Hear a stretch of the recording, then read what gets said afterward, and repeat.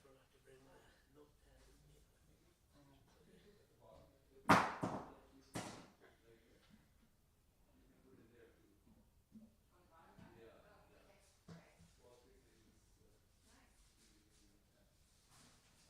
Can you check the YouTube for me? Yeah. There's nothing popping up yet.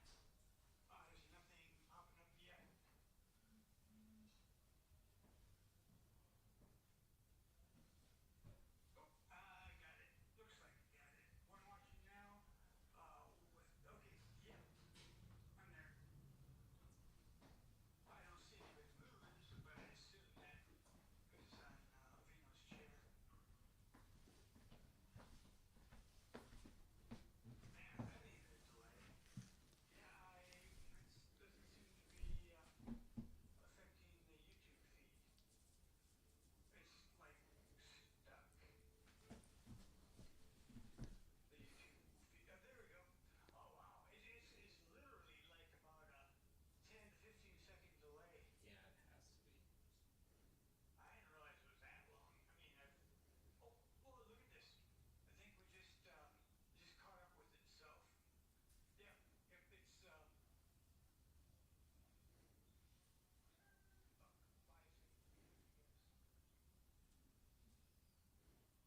All right, wonderful. I think we're good. Okay, you want to stay? You want me to call this number? You got a problem? Yeah, just call me or text me. Okay, fine. Okay, got it. Anybody on Zoom yet? Anybody on Zoom? Anybody? Yeah, there's 4 people. 4 people on Zoom. Great.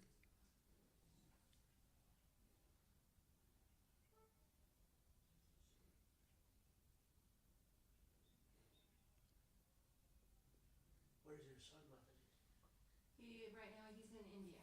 Oh, Not quite sure exactly where. Where? He's in Mayapur. Mayapur. He's in Mayapur, yeah. nice. Come in. Just open it.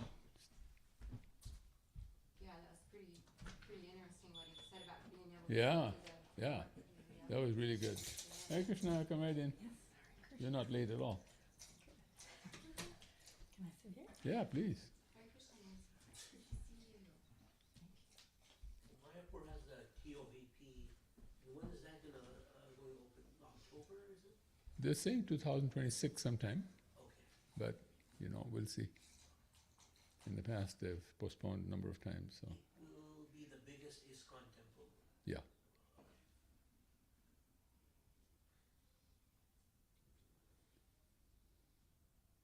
it'll be the biggest ISKCON temple, also the biggest Hindu temple in the world. Okay. It'll be the second biggest temple for any faith in the world. Oh, okay. Yeah. Where's the first one? I think it's in Rome, if I'm not wrong, or the Basilica. What do you call it now? Vatican? That might be the Vatican. Okay. It's probably the biggest in the world. Yeah. We were saying today Krishna's deity came in at Ayodhya. Oh. And it was 200 crores worth of gold. It's just Oh. absolutely just entirely Gold. Wow. So they say that he is the most prosperous, Deity richest. in Ayodhya. It's in Ayodhya. Okay. So we'll let people come in as they come in, but we'll get started. And I'm going to introduce the program, and then we'll get started.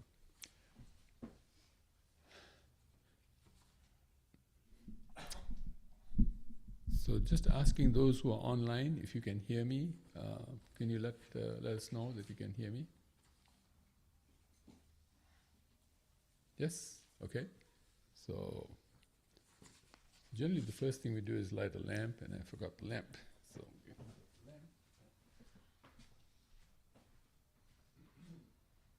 as we wait for one program to the next, we're getting better at what we're doing.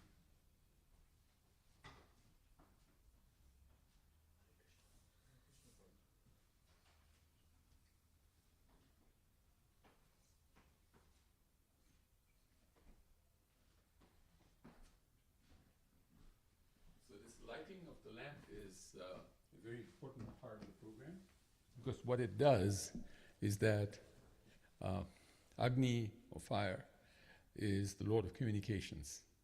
So if you're ever going to be speaking to somebody and that you want that conversation to go well, light a small lamp, maybe even a tea candle, one of those small candles, right? Anything so there's a flame. That's the idea. There's a mantra that goes with it. You don't have to worry about the mantra if you don't know the mantra. One mantra that covers all other mantras is the Hare Krishna mantra. If you say Hare Krishna, that's why it's called the Maha Mantra. So if you say Hare Krishna, Krishna Krishna, Hare Hare, Hare Rama, Rama Rama, Hare Hare, that covers any mantra that you would have needed for writing, for doing whatever you're doing. There's a mantra for everything in this world. Om Kravyadam Agnim Prayanomiduram Yamarajam Gachatu Ripravaha. So, lamp is lit. By the way, I really didn't want to cover the face, so I'm just going to leave this on the ground.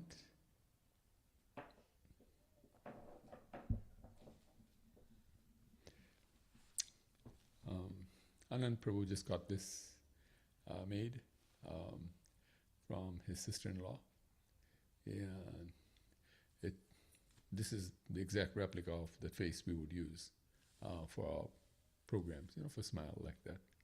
Although we do have a logo for Smile that approximates this, but that's a logo. Logos generally are not so intricate as the icon, but this is the icon. So it's really wonderful that we have him with us today. Lord Jagannath. Om Jnana Timirandhasya Jnanam Janashalakaya Chakshurunmitam Yena Tasmai Shri Gurave Namaha. I was born in the darkest of ignorance, and by the sweetest graces of my spiritual master, my dark eyes were opened with salve of love in the form of transcendental knowledge. I offer my respectful obeisances, gratitude, and homage to him. Today I had to do a program. I don't know if many of you know who Ross Perot is, but Ross Perot, yeah, he's probably one of the richest guys in the DFW area. He ran for president. One time he ran for president against President Clinton. As an independent, yeah. So in his business, they have started a new office. So they asked me to come and do the blessing for that program. But they told me that we're all very strict Christians, so we don't want any Hindu mumbo-jumbo in the program. And are you okay with that? I said, I'm okay with that. I said, you ask me in a Zoroastrian program, I'll go to a Zoroastrian program. You ask me to go to an Islam program, I'll go to any program. There's only one God, as far as I'm concerned. So it don't matter to me which God you believe in. So I started the program. I told them I'm going to say an invocation. And I started with this invocation, Om Jnana Timirandhasya Jnana Janashalakaya. And they were looking at me, because they were wondering what's happening, right? Then I did the translation. I was born in the darkest of ignorance, and by the sweetest grace of my spiritual master, my darkened eyes were opened to self-love in the form of transcendental knowledge. I offer my respectful obeisances, gratitude, and homage to him. And I said, I have to do that, because that's where I got the knowledge from. I have to acknowledge who gives me the knowledge. I have to acknowledge. See what I'm saying? I acknowledge God, also acknowledge the representatives of God who've given me information about God. There is only one God, and I explained how there's one sun planet. In America we say sun, South America they say solar. In India they say Surya, Ravi, like that. So I said, it'd be wrong for me to say my Surya is real but your sun is bogus. I flipped it. So they couldn't understand what I was saying. Because there is only one God.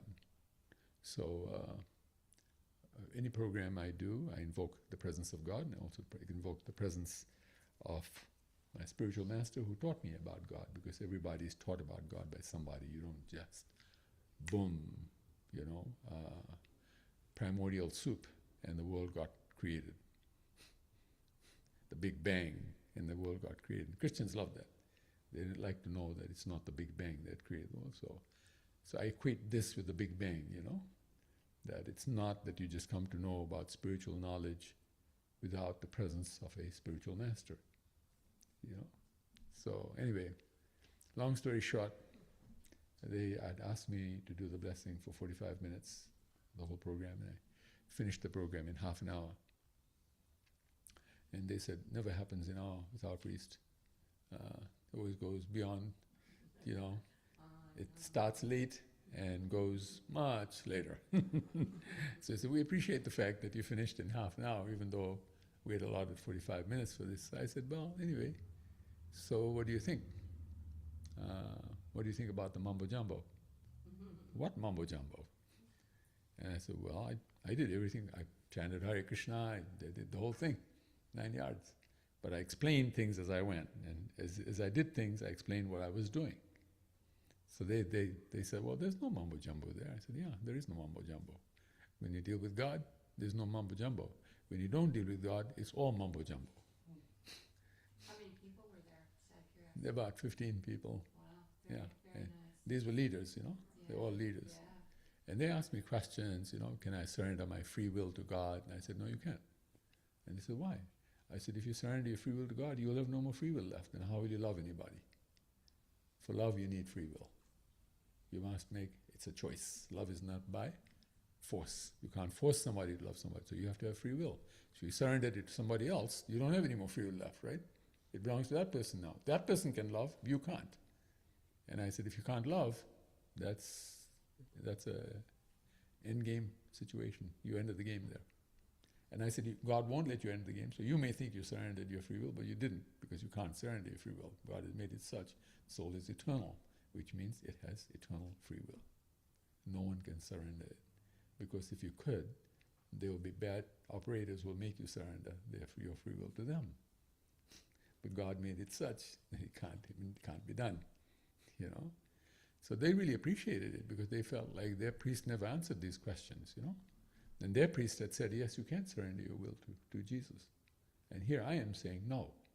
I mean, I didn't even explain anything. I just said, no, you can't do that. And I'll explain why. So, you know, they know that I'm speaking from a point of reality, not guessing, you know, what the answer might be, right? It's the real answer, you know. So they were surprised. They said, you know, we've never had a Hindu priest do our program, and we really appreciate what you did. Sounds like you planted some seeds. Yeah. And I got a good donation as well. Heavy donation. I said, whoa. They gave me the donation. I thought, wow, you sure you need that many zeros in there? I said, yeah, I can. Okay, I'm okay with it. I'll take any amount of money. I said, you can add another 3 more zeros if you like. I'm sure they could afford it. I have no problem. I'm curious, what prompted them to ask you to do this? Somebody referred them. They said, you know, this guy is really good when it comes to blessings. And whenever we've done blessings, it's worked out well for us. So, you know, people, they look for right place, right, for blessings. They want blessings, you know. That's They- very interesting that they didn't find a priest, that they, Yeah. The priest probably was not available or something, you never know, right? He was probably busy doing something else. Krishna's arrangement. It was Krishna's arrangement, yeah. It just happened. So anyway, so yeah, we can see, right, that everything we're doing is very scientific. And if we continue this path in Smile, the key most important thing is, by the way, there are a few new people in Smile that have joined today who weren't there last week, right? There's some newbies online. Here, all of you were here. I'm going to say some things for them so that they know what we're doing. But Smile, I got a realization that I thought we should all share. And that is, generally in religion, the idea is the program is done to felicitate the Lord. The idea is to praise the Lord, to worship the Lord, to be devoted to the Lord, right? We call it bhakti, devotional service. So I tell people, Smile, we flip Smile. In Smile, Krishna serves his people. So in Smile, we're here so that Krishna's children can be served. This is not to serve Krishna, but for Krishna to serve his children. Now you might say, how can you be so arrogant and say Krishna has to serve his children? I say, Krishna doesn't have to serve his children. Krishna loves to serve his children. He doesn't love anything more than serving his children. He doesn't love anything more than showing love to his people, meaning everyone who has been created are his people, right? And he says, I'm the greatest lover of every living entity, what to speak of human beings. So I said, Smile is really doing Krishna's program. You might say, this is Krishna's program. And what happens in the process is that when people get helped, they feel like, I also want to serve Krishna. Oh, Krishna help me? People do that in this world all the time, right? If you help somebody, they want to help you back. In fact, they feel like, you know, we didn't give them the opportunity. If they can't help you back. If I can't do something for you, they feel denied of an opportunity, right? Like that. So really in Smile, our focus is on each person who joins Smile, you know, and how we can make sure that everybody becomes whole. They can become whole like that, then now they can do a lot more in their lives than they can without doing that. So anyway, I want to say welcome to those who have just come in for the first time. I'm going to read something from here, not the whole thing, but this is generally a script that's given to everybody who's going to be running a program, like I'm doing it here right now. Any of you, when you start your Smile program, we'll give you these scripts so that you don't have to figure out what to say. It's there. It's written out nicely, and you just have to follow the script. You can change the words to how you want to say something, but this is a suggested script. We ask people initially to stick to as much as they can, and once they become comfortable with it, then to make the nuances, like that. Hare Krishna, dear friends, joining us from around the world. Before we begin the main Smile program, I want to speak directly to you, our online family. You might be in a temple room, your living room, on your phone, in a quiet corner, or even listening with one ear while life happens around you. Wherever you are, you're very much part of this circle. Smile stands for Sankirtan Mahayagya, Holy Name, Lifestyle. It is not one event happening in Dallas tonight. It's the beginning of a lifestyle movement built around small circles of 5 things. Sankirtan is the first, chanting the holy names together. Second, Srimad Bhagavatam, which contains all of the knowledge in the world that one needs so that one can truly live a miraculous life, where one can do hearing and reflecting on timeless wisdom. And then the third thing is called Total Health Empowerment 10, which deals with all of the 10 parts of life which make us whole. And then the fourth is called Micro Wins. We do small, sincere steps so that we can create amazing results in our life. We call that Great Mercy, when the results happen. And finally, some simple prasadam and real connection in this program. Today we have more than simple prasadam. I asked Mother Supriya Saki to make 2 items. She ended up making 6. And so we've got a whole feast going on there. And so, people over-deliver, and she really over-delivered. And I said to her, it's going to be a little embarrassing if everybody doesn't eat all that food. But anyway, I'm sure we can take some home, or serve it out at the temple tomorrow. So even if you're alone, physically where you are, I want you to know this. Right now, by tuning your heart and attention to this Sankirtan Yagya, you are inside the circle with us. Sankirtan Yagya means when you actually do Sankirtan in a way that actually creates amazing results. Yagya is generally called flames, and flames are generally benefits, they're outcomes, they're triumphs that one looks for in their life. That's what Yagya really means. Tonight, as you watch and listen, I invite you to do 3 simple things. One is chant with us when we do Kirtan. Even if you're muted, sing along softly or chant in your mind. Let your home or room become part of this Sankirtan space. Second, choose one micro win. And we speak about the total health empowerment lifestyle. Ask yourself, what is one small sincere step I can take this week?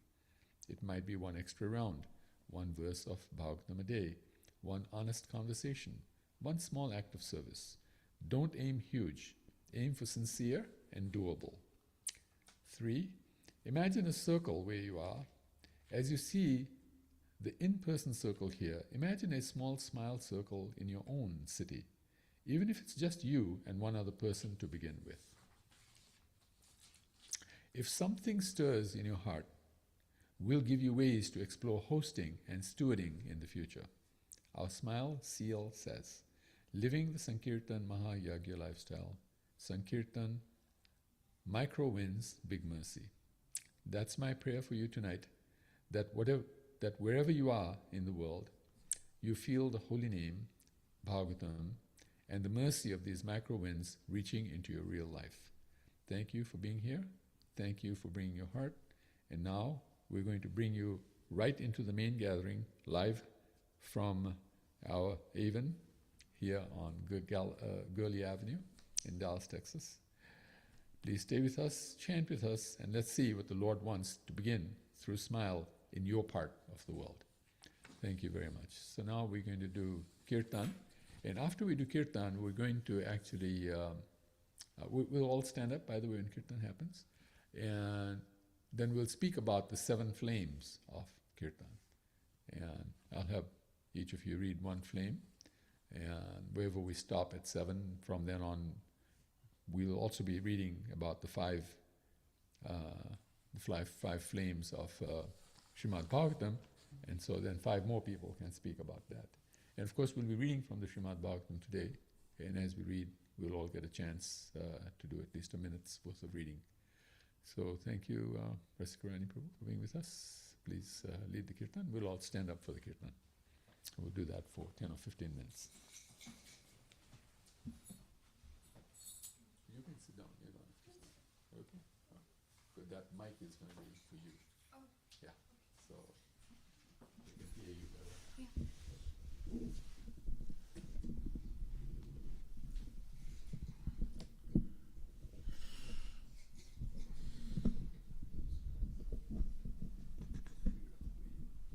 That's good. Oh, okay. Okay. This one for. Okay.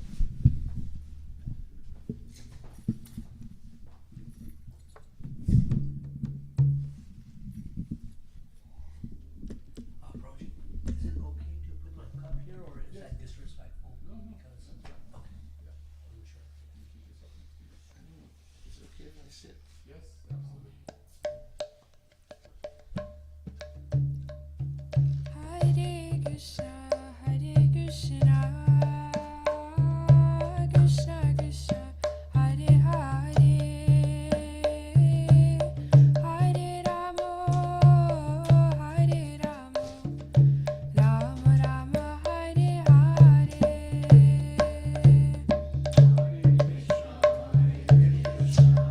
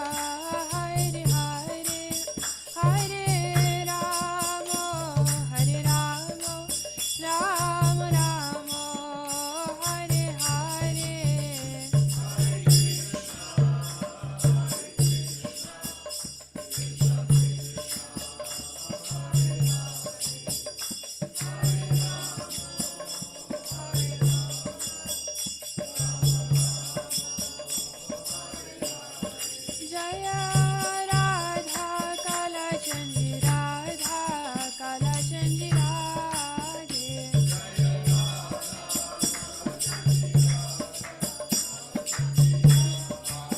Jaya Radha Kala Chanji Radha Kala Chanji Radhe.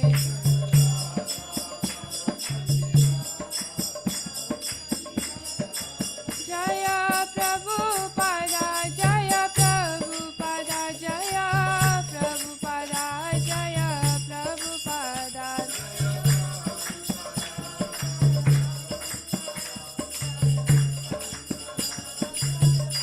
Jaya Guru Deva, Jaya Guru Deva, Jaya Guru Deva, Jaya Guru Deva.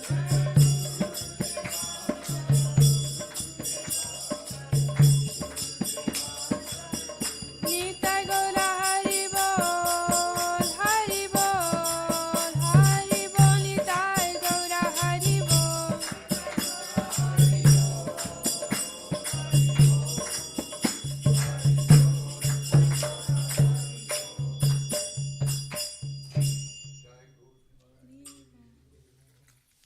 Thank you. So I'm going to pass these around, and I'll have you start.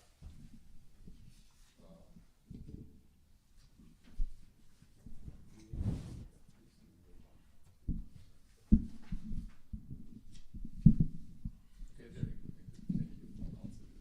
Should I come at like 8:15? 8:15? That's okay.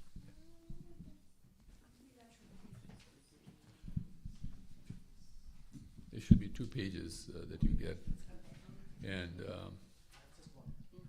Yeah, just one? Which page do you have? Okay. there should be one behind. Each of them should be a set. Oh, from the back, okay.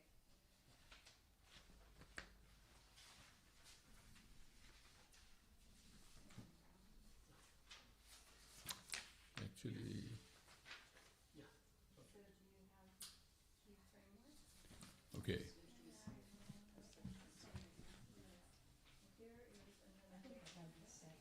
You have the same one? On both sides? So, yeah, you're right. So, I think I mixed up the sets.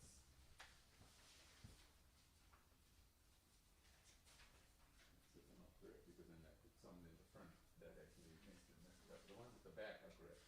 You go from the back side. Here we go.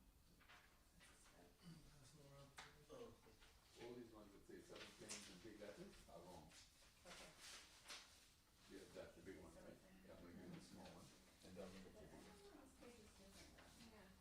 He has this page too, and that's not, Okay, so what's gonna happen is you'll come across, oh, okay. that's right. This one. Not that one, right? Yeah, these ones will be in a set. Take these ones out here. This will be in a set now. Okay. They'll all be the correct set. So take this, And on? then this is also a set. So we do that too. This is your set. oh, thank you. Oh, okay. Sorry, This is your everyone. set. No problem, no problem. We got this. This is your set here. I've got You have one. a set? I've got There's one Not paper. very good. Oh, but there's one paper, right? Sorry? No, 2 pages. 2 pages. Okay, great. This is, There we go.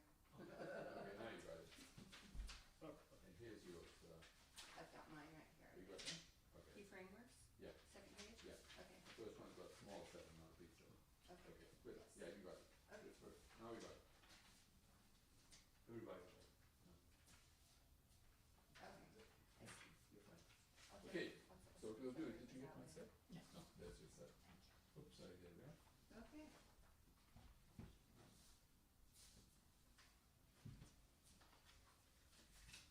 Okay, so what we might do is, we're gonna talk about the 7 flames, and they're actually 7. Yeah, 1, 2, 3, 4, 5, 6, 7, so it's perfect. So, can you read the first one, the flames? Just read this whole line here, and then read number 1. Okay. Let there be all victory for the chanting of the holy name of the of Lord Krishna, which can, number 1, cleanse the mirror of the heart, and And Number then- 2, stop the miseries of Number 3, that chanting is the waxing moon that spreads the white lotus of good fortune for all living entities. And then 4, it is the life and soul of all education. you want to read 5? Yeah, go ahead. You can read 5. Number 5, the chanting of the holy name of Krishna expands the blissful ocean of transcendental life. Number 6, it gives a cooling effect to everyone. Good. So, yeah, number 7. You want to read Anand? Enables one to taste full nectar at every step. Great. Okay. So these are the 7 flames of. Let me see if I can get this thing right. Okay. So these are the 7 flames of chanting the holy name. The 7 benefits that everyone derives when they do kirtan the way we did it. It's called Sankirtan. So this is the greatest benefit that anybody can get when they actually come in contact with smile.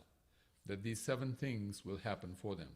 That first, the mirror of their heart will become cleansed, because it is the heart that has become contaminated by material knowledge and by material energy that stops us from reflecting the Lord, because it's the Lord that we are meant to reflect. And when you reflect the Lord, since the Lord does amazing things, the reflection will also do amazing things, right? But when the reflection is not working, that's when we have the issues of this world. And so this process helps us cleanse the mirror of the heart, and then the reflection happens nicely like that. Now that doesn't mean that we're only doing what the Lord wants for himself, because when the Lord does things, he has a particular type of energy where for each living entity it comes out differently. It actually comes out according to each living entity's own desires, instead of what the Lord is desiring for himself. So this is the Lord's ability. In one action, he can create quadrillions and quadrillions and quadrillions of different scenarios just from one action, you see what I'm saying? So each person whose heart is cleansed will reflect their part of that action in a way that completely satisfies them. Because this is actually the end purpose of life, to be completely satisfied, to have complete satisfaction. And this is why we keep doing things until we get completely satisfied, right? And then the second is that it stops the miseries of the blazing fire of material existence. Because material existence will give you misery. Why? Because it's separated from the Lord. Just like I always give the example of this little finger. If this little finger separates from this body, it's pretty much dead, right? It's not doing anything really. It might, if you look at it really closely, you'll see the atoms in there and they're moving and things are happening, but there's nothing much happening. It's pretty much died when it actually decided to leave the body, you see what I'm saying? But if I reattach it to the body and it starts working again, then it can enjoy what the body is enjoying. If I'm enjoying some nice pizza, the little finger will also enjoy some nice pizza. You get the idea? So what happens is these miseries of blazing, of the blazing fire of material existence happen because we separated. This helps us reunite, and that's why it's called yoga. Yoga means the linking process. Then number 3 is that this chanting is the waxing moon that spreads the white lotus of good fortune for all living entities. So just like the sun, moon right now it's waning. You might have noticed the moon today is a little sliver, and it's going to go until it'll become pretty much nothing. You can't see anything. That's called the new moon. That's called the new moon. From full moon to new moon, it wanes. And then from new moon to full moon, it waxes. It grows bigger and bigger and bigger until it becomes like a full moon on full moon day, right? So the idea is we all want that waxing part in terms of good fortune. We want greater fortune, greater fortune, greater fortune. It becomes full fortune. You get the idea? So this is what gives that. This is the process that gives it, the chanting of the holy names of God. The 4th is that it is the life and soul of all education. The purpose of education is to inform us of our complete ability to enjoy, to be able to do what will completely satisfy us. Whatever tells us about that is education. Say, for example, go to school and we learn A, B, C, D, E, 1, 2, 3, 4. Why do we learn A, B, C, D, 1, 2, 3, 4? So that later in life, when we apply that knowledge, it'll give us happiness. We'll know how to count money. We'll know how to, speak to people. We'll communicate. All that happens because that education gives us that knowledge that will allow us to have a happy life. So this is the heart of all education. If you chant Hare Krishna, the Lord will reflect in you information that even universities in this world don't carry. So you get complete education. You see what I'm saying? Because that's how the Lord has designed things. So this is the fourth flame. Then the fifth flame is, this chanting of the holy name of Krishna expands the blissful ocean of transcendental life. So currently we are living in what is called Durg. Durg means a prison house. The material world is like a prison house. So in prison, you know, you're forced to do things, right? So what are some things that we are forced to do in this world? You have no choice. You have to do it. Eat. You can't say, I'm not going to eat, right? You'll die. What else? Breathe, yeah. Sleep, yes. Work. If you don't work, you don't have income. You don't have income, you're in trouble, right? So, and begging is a type of work too, by the way. You can say, I'm going to beg, but that's work as well, because you have to stand somewhere, you got to hold a cup in your hand, you got to rattle the cup a little bit, and you got to put up a sign that says, I will work for a hamburger, or, you know, you're working, right?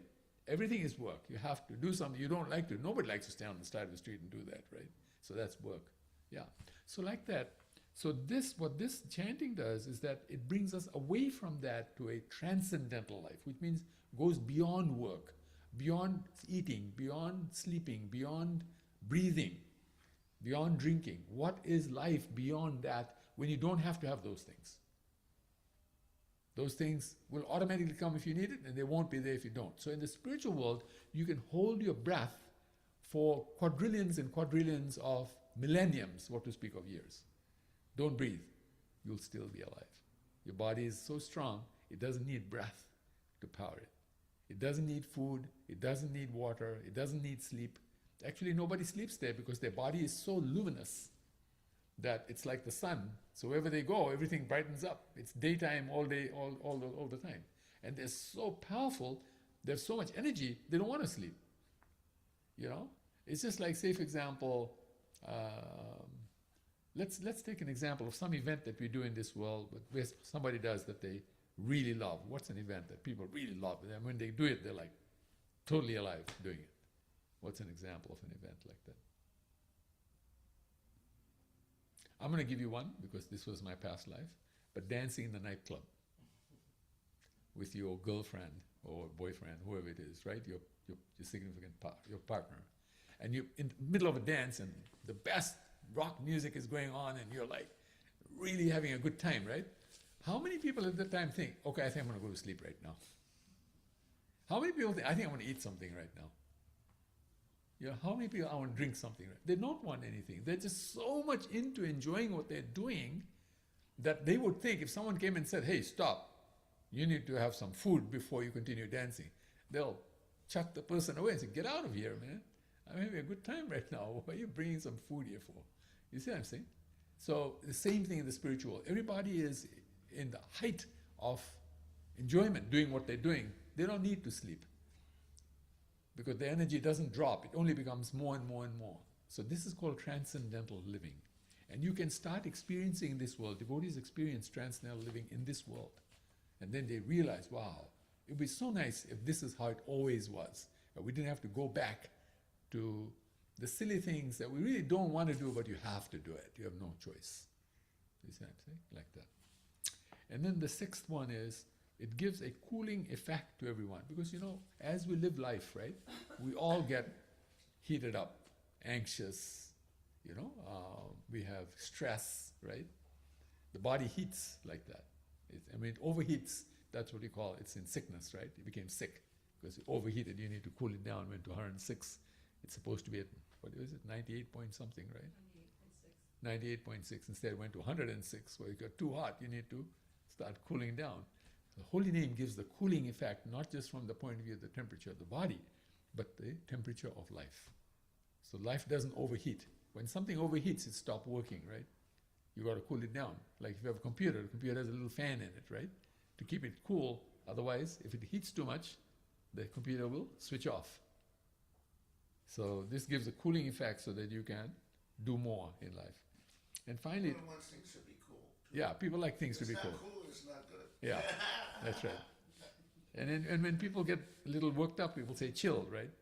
Just chill, like that. And finally, it enables one to taste the full nectar at every step. This is very, you might say, natural to every human being to enjoy nectar, the nectar of life in every way, not just in terms of food and drink, but nectar in terms of words, hearing words that give a lot of pleasure, nectar in terms of seeing things, right, that are very beautiful, nectar in terms of feeling things that are beautiful, saying things that are nice. So the nectar comes in many, many different ways. So we should be enabled to taste nectar, full nectar at every step of our life. So these are the 7 great benefits of chanting. And you can see nothing else in this world gives you these 7 things. Nothing. You can check it out. Go and check everything out. Just do a big research. Ask AI. Here are 7 benefits of something that I can do. Is there anything else that gives these 7 benefits? AI is pretty good, okay? It'll come back and tell you. And then you can spell them out. These are the things that it does. What I'm going to say is these are the 7 things it does. Tell me, what else gives you these 7 things outside? And I'm saying that it's coming from the holy name of the Lord. This is the award of the holy name of the Lord. Now AI, assuming these are the 7 awards of the holy name of the Lord, please tell me what else gives these 7 benefits or comes anywhere close to giving these 7 benefits. And AI will come back and tell you nothing. We've already checked it out. AI says nothing. Nothing out there. So what a great benefit, right? In a SMILE program, you're getting the best. You see what I'm saying? And people will love this. Like we said, what is the purpose of the SMILE program? For Krishna, for God, to serve his children. This is service of God. He's giving this. It is he who wrote this, by the way. Lord Chaitanya wrote this. It's God himself. So you can see why, in that sense, SMILE is so very good, right? Now, any things you'd like to say about that? Questions, concerns, doubts, any sharing? Anything you'd like to say before we move on to the Srimad Bhagavatam? Anybody online has anything they want to say? No? Okay, so we'll move on to Srimad Bhagavatam, and then we'll read Srimad Bhagavatam. Again, I'll have all of you read approximately a minute. I'll let you know when we stop, so that each and every one of us gets a chance to read. And then I'll start the other way this time. Start from you, Jay. Page. So we're reading from the introduction.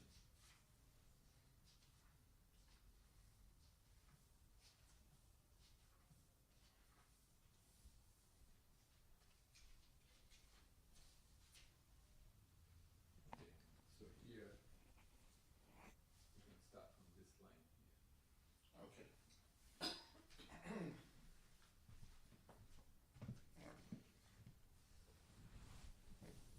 Lord Sri Chaitanya Mahaprabhu, should I say anything before I start?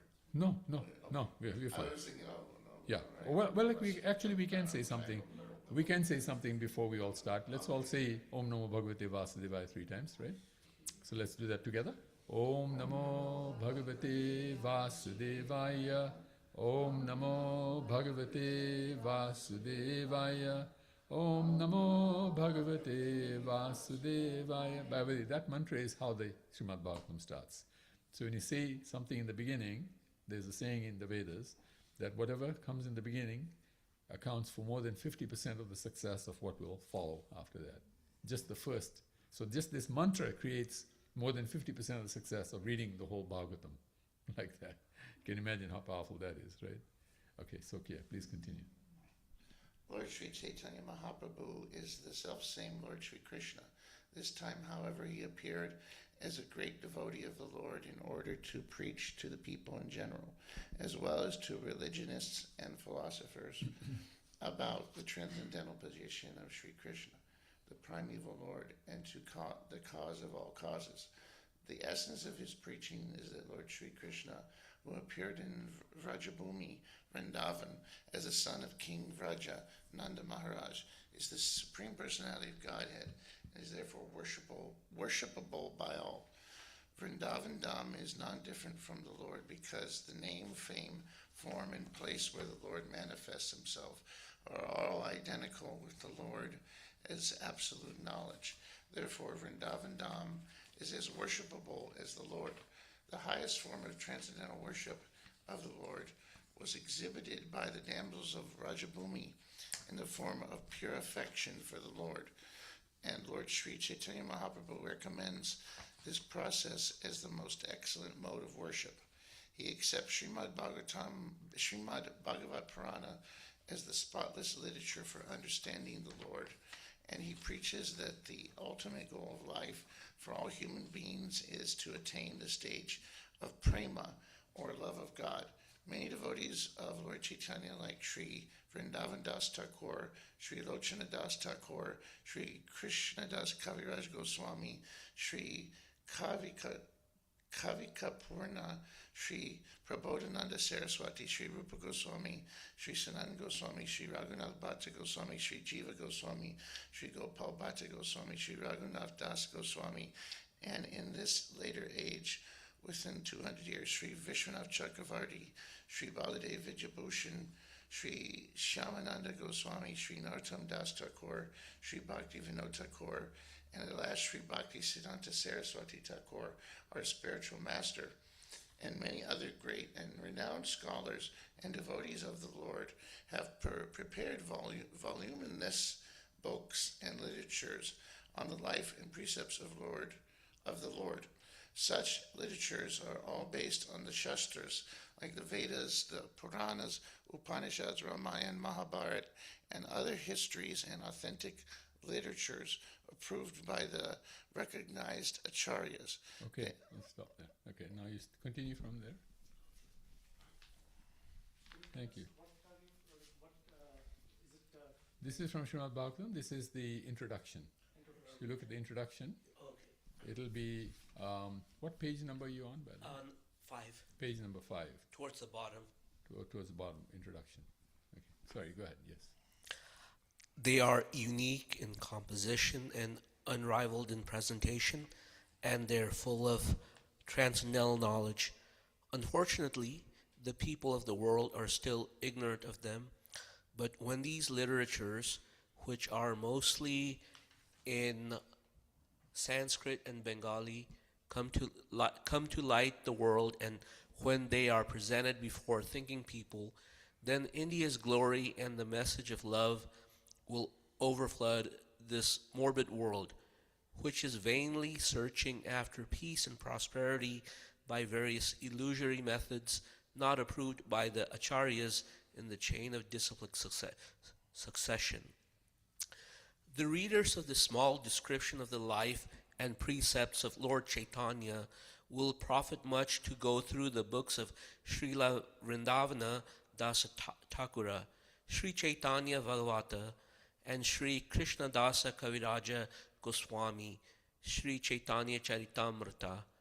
The early life of the Lord is most fascinatingly expressed by the author of Chaitanya Bhagavata, and as far as the teachings are concerned, they are more vividly explained in the Chaitanya Charitamrita. Now they are available to the English-speaking public in our teachings of Lord Chaitanya. The Lord's early life was recorded by one of his chief devotees and contemporaries, namely Srila Murari Gupta, a medical practitioner of that time, and the latter part of the life of Sri Chaitanya Mahaprabhu was recorded by his private secretary, Sri Damodara Goswami, or Srila Swarupa Damodara, who was practically a constant companion of the Lord at Puri. These two devotees recorded practically all the incidents of the Lord's activities, and later on, all the books dealing with the Lord, which are above mentioned, Okay. were Okay. Did you finish the sentence? were composed on the basis of Karachas notebooks by Srila Damodara Goswami and Murari Gupta. Thank you. All right. Might just show him where you finished. Thank you. So the Lord averted himself on the Pramana evening of the 1407 Sankradha, and it was by the will of the Lord that there was a lunar eclipse on that evening. During the hours of the eclipse, it was the custom of the Hindu public to take bath in the Ganges or any other sacred river and chant the Vedic mantra for purification. When the Lord Chaitanya was born during the lunar eclipse, all India was roaring with the holy name sound of Hare Krishna, Krishna Krishna, Hare Hare, Hare Rama, Rama Rama, Hare Hare. These 16 names of the Lord are mentioned in many Puranas and Upanishads, yeah. and they are described as the Takara Brahma Nama of this age. It is recommended in the Shastras that offenseless chanting of these holy names of the Lord can deliver a fallen soul from material bondage. There are innumerable names of the Lord, both in India and outside, and all of them are equally good because all of them indicate the Supreme Personality of Godhead. But because these 16 names are especially recommended for this age, people should take advantage of them and follow the path of the great acharyas who obtained success by practicing the rules of the Shastras. The stimulation occurrence of the Lord's appearance and the lunar eclipse indicated the distinctive mission of the Lord. The mission was to preach the importance of chanting the holy names of the Lord in this age of Kali.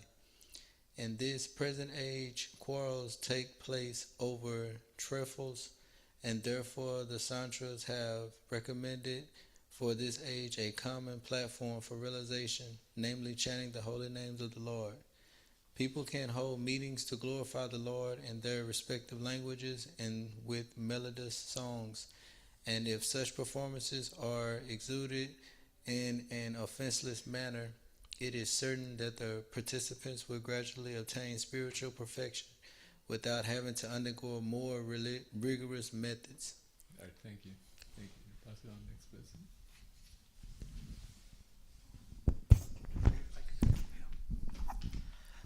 As such meeting everyone. Okay, it's because of the. Okay, I can move back. As such meeting everyone, the learned and the foolish, the rich and the poor, the Hindus and the Muslims, the Englishmen and the Indians, and the Chandalas and the Brahmanas can all hear the transcendental sound and thus cleanse the dust of the material association from the mirror of the heart. To confirm the Lord's mission, all the people of the world will accept the holy name of the Lord as the common platform for the universal religion of mankind. In other words, the advent of the holy name took place along with the advent of Lord Sri Chaitanya Mahaprabhu. When the Lord was on the lap of his mother, he would at once stop crying as soon as the ladies surrounding him chanted the holy names and clapped their hands. This peculiar incident was observed by the neighbors with awe and veneration. Sometimes the young girls took pleasure in making the Lord cry and then stop him by chanting the holy name. So from his very childhood, the Lord began to preach the importance of the holy name. In his early age, Lord Chaitanya was known as Nimai. This name was given by his beloved mother because the Lord took his birth beneath a nimba tree in the courtyard of his parental house. When the Lord was offered solid food at the age of 6 months in the Anna Prasana ceremony, the Lord indicated his future activities. At this time, it was customary to offer the child both coins and books in the order to get some indication of the future tendencies of the child. Lord was offered on one side coins and on the other Sri Bhagavatam. The Lord accepted the Bhagavatam instead of the coins. When he was a mere baby crawling in the yard, one day a snake appeared before him and the Lord began to play with it. All the members of the house were struck with fear and awe, but after a little while the snake went away and the baby was taken away by his mother.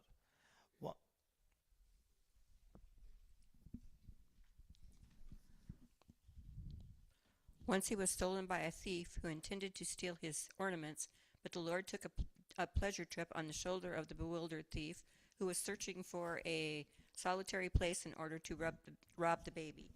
It so happened that the thief, wandering hither and thither, finally arrived just before the house of Jagannath Mayars, and thank you, Mishra, and being afraid of being caught, dropped the baby at once. Of course, the anxious parents and relatives were glad to see the lost child. Once a pilgrim Brahman was received at the house of Jagannath Mishra, and when he was offering food to the Godhead, the Lord appeared before him and partook of the prepared food. The eatables had to be rejected because the child touched them, and so the Brahmin had to make another preparation. The next time, the same thing happened, and when this happened repeatedly for the third time, the baby was finally put to bed. At about 12 at night, when all the members of the house were fast asleep within their closed rooms, the pilgrim Brahman offered his specially prepared foods to the deity, and in the same way, the baby Lord appeared before the pilgrim and spoiled his offerings. The Brahman then began to cry, but since everyone was fast asleep, no one could hear him. At that time, the baby Lord appeared before the fortunate Brahman and disclosed his identity as Krishna himself. The Brahman was forbidden to disclose this incident, and the baby returned to the lap of his mother. There are many similar incidents in his childhood. As a naughty boy, he sometimes used to tease the Orthodox Brahmins who used to bathe in the Ganges. When the Brahmins complained to his father that he was splashing them with water instead of attending school, the Lord suddenly appeared before his father, as though just coming from school with all his school clothes and books. At the bathing gotcha, he also used to play jokes on the neighboring girls who engaged in worshiping Shiva in hopes of getting good husbands.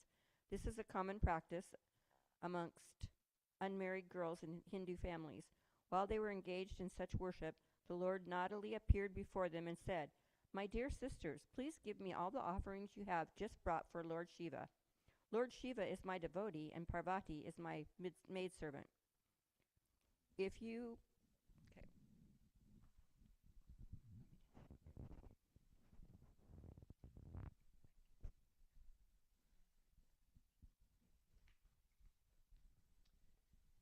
If you worship me, then Lord Shiva and all the other demigods will be more satisfied." Some of them refused to obey the naughty Lord, and he would curse them due to their refusal, they would be married to old men who had 7 children by their previous wives. Out of fear and sometimes out of love, the girls would also offer him various goods, and then the Lord would bless them and assure them that they would have very good young husbands and that they would be mothers of dozens of children.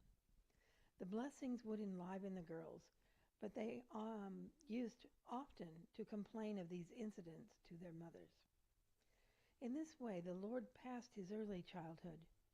When he was just 16 years old, he started his own Katsupati, a village school conducted by a learned Brahmin. In this school, he would simply explain Krishna, even in readings of grammar.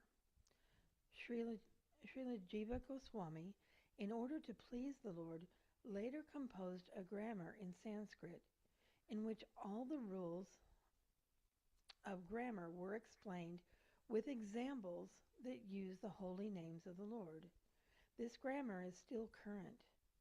It is known as the Hari Namamrita Bhakshakarana and is described in the syllabus of schools in Bengal. During this time, a great Kashmir scholar named Kesava Kashmiri came to Navadvip to hold discussions on the Shastras. The Kashmir Pandita was a champion scholar, and he had traveled to all places of learning in India. Finally, he came to Navadvip to contest the learned Panditas there. The Panditas of Navadvip decided to match Nimai Pandita, Lord Chaitanya, with the Kashmir Pandita, thinking that if Nimai Pandita were defeated, they would have another chance to debate with the scholar, for Nimai Pandita was only a boy. And if the Kashmir Pandita were defeated, then they would even be more glorified, because people would proclaim that a mere boy of Navadvip had defeated a champion scholar who was famous throughout India. And so happened that Nimai Pandita met Keshava Kasmiri while strolling on the banks of the Ganges. The Lord requested him to compose a Sanskrit verse in praise of the Ganges, and the Pandita, within a short time, composed 100 slokas, reciting the verses like a storm and showing the strength of his vast learning. Nimai Pandita at once memorized all the slokas without an error. He quoted the 64th sloka and pointed out certain rhetorical and literary irregularities. He particularly questioned the Pandita's use of the word Bhavani Varukta. He pointed out that the use of this word was redundant. Bhavani means the wife of Shiva, and who else can be her Bharata or husband? He also pointed out several other discrepancies, and the Kashmir Pandita was struck with wonder. He was astonished that a mere student of grammar could point out the literary mistakes of an erudite scholar. Although this matter was ended prior to any public meeting, the news spread like wildfire all over Navadvip. But finally, Kesava Kasmiri was ordered in a dream by Saraswati, the goddess of learning, to submit to the Lord, and thus the Kashmir Pandita became a follower of the Lord. Okay. Thank you. All right. So anything that came out of that, you're okay with that? Yeah. You're okay, right? Yeah. So anybody want to raise anything that came out of that you felt like was something that you didn't understand or that stood out for you in some way? These are beautiful pastimes of Lord Chaitanya. Right. Nice to hear this. Right. These are the pastimes of the Lord himself. That is right. And I was blissing out because I've done many plays with these stories. okay, nice. So I was remembering all the times that we did those. Nice. Yeah. Yeah. So Lord Chaitanya is Krishna himself, but with the mood of Radharani. So he's actually extra special Krishna. And the example is given that just like when people buy a new house, they do a program in the house, and part of the program is to boil the milk until it overflows the pot. And the indication is when it overflows the pot, it means that that house will have overflowing opulence, prosperity, like that. So in India, when they do that, these pots, they have wood sticks underneath it to light the fire. And so what happens is the pot that has the milk in it turns pitch black because the soot goes and sticks to the sides of the pot. And then when the pot overflows with the milk, boiling milk, then the pot becomes white because now that white milk overflows the pot and turns the pot white. So it goes from black to white. So Krishna himself is bluish-black in color, as you can see from that there. And of course, he is a little more blackish here. But that's his color. And then, but when he's completely in love with Radharani, because Radharani is his internal potency, and she's golden in color, that gold comes out of him and makes his limbs become golden in color. So it's called Gauranga. Gauranga means one who has golden limbs. Radharani's name is Gaurangi. That's her name. So he becomes Gauranga, the person with golden limbs like that. So these are some pastimes to encourage us and have us understand that this is what the Lord likes to do. He likes to do things that are enjoyable, that are, not boring stuff and not reading this, reading that. Although as a young boy, we can see he was very scholarly. But that was not his interest. He was more interested in, teasing the girls that, that if they didn't offer him their food, then they would have husbands who had been already married, and and already with 7 kids, and so no girl wants to marry a guy who's married with 7 kids, and now she has to look after somebody else's kids, right? Like that, they won't have their own kids. So he does things like that to tell us, to show us that the essence of religion is actually love, and the essence of love is to do things that are very enjoyable, they're very blissful, like that. Otherwise love would have no meaning, right? When people fall in love with another person, it's because their bliss increases manyfold. If it didn't, they wouldn't fall in love, like that, right? Like, say, for example, when you have to go to school, the first time you have to go to school, right? The children have to be dragged to school, right? They don't want to go. They'd rather be home and play with their toys. Why do I have to go to school, they don't know the environment. They don't want to study, right? So it's because it's not a blissful experience. Studying is not a blissful experience. It's work. Love is a blissful experience. It's not work. And so the essence of religion is actually, again, love. And that love, the essence of that love is bliss. It's meant to be eternal love that creates a lot of awareness, knowledge, transcendental knowledge, and bliss, like that. So that's pretty much the thrust of the introduction that is happening to make us understand that this is the mood with which we want you to read the Srimad Bhagavatam when the chapters get started. Okay, so anybody have anything you'd like to say about that? So what we'll do now is we'll read the 5 blessings of reading Bhagavatam, right? So again, if you go back to the same pages, since you have the mic in your hand, Nancy, you might read the first one. It's right there, in front of you. It's right in front of you. That's This one? Yeah. You can see there's a verse, and then it starts with "O nectar," right? So that's the first blessing of the Srimad Bhagavatam. Go ahead. O nectar from the ocean of all scriptures, singular fruit of all the Vedas, rich mine of the precious gems of all conclusive truths. You are the only giver of light to all the worlds. Good. O life air of all the Supreme Lord's devotees, O Master Srimad Bhagavatam, you are the sun risen in the darkness of Kali. You are the exact image of Sri Krishna. Nice. I bow down to you. You are supremely blissful to read. Your every syllable pours down a flood of prema. You can always be served by everyone. You are Sri Krishna himself. Okay. My only friend, my constant companion, my spiritual master, my great wealth, my savior, my good fortune, my source of ecstasy, I bow down to you. Finally, the next one.